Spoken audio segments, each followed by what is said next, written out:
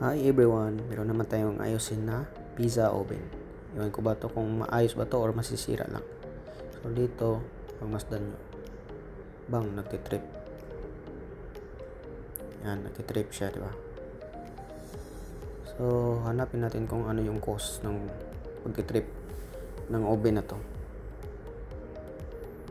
Off muna natin, tapos dyan banda, tinanggal ko yung air switch. Yan yung air switch na nagko-control doon sa nagbigay command ng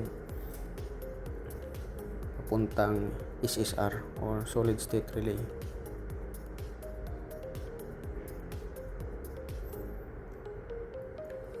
Tapos on ulit natin na wala yung air switch. Yan, buhay siya, di ba?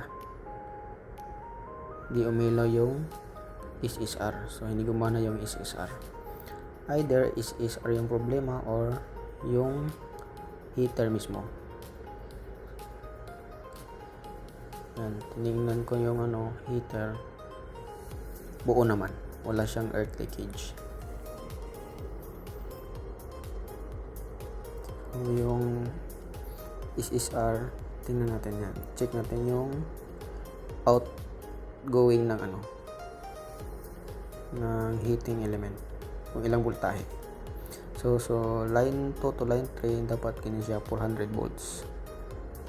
Pag line 1 to line 2 nag under volts na siya, 22 volts lang. So imbalance.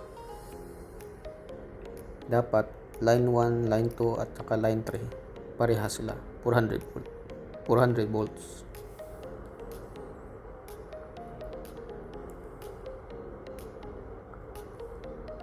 Yan, ganyan dapat yung reading niya. Kaso imbalance. So ginawa ko, tinanggal ko muna yung isang linya, line 1, kasi nag-under voltage siya, para ma-identify kung ano yung sira. Yan, gumana. So ibig sabihin nun, yung SSR sira, kailangan natin palitan.